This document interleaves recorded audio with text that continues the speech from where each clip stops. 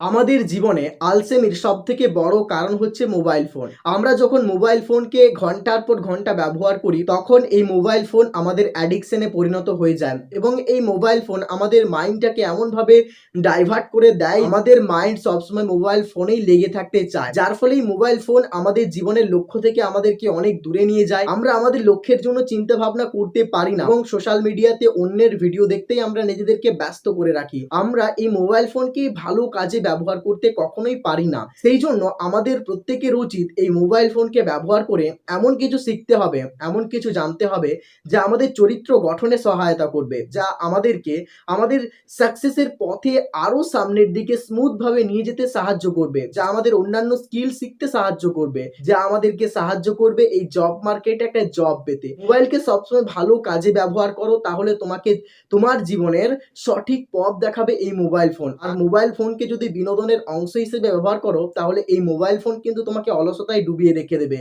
আর যে অলসতা তোমার জীবনকে ধীরে ধীরে কিভাবে যে ধ্বংস করে দেবে সেটা তুমি নিজেও বুঝতে পারবে না।